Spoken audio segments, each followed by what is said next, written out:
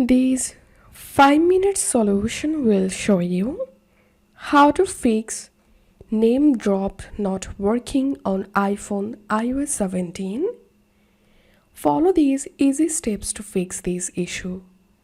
The first solution is go to your phone, select Contacts, tap on My Card, and here tap on Edit and make sure you edit your mobile number and email address here. Then tap on Done. Also, you can edit your poster by tapping on Edit and edit your poster and then check the issue. The second solution is go to your iPhone settings. If you enable airplane mode, make sure to disable airplane mode and then check the issue. The third solution is give a simple restart.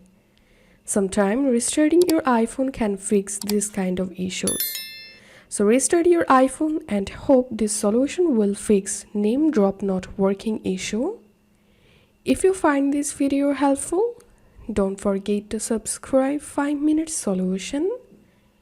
See you in the next video.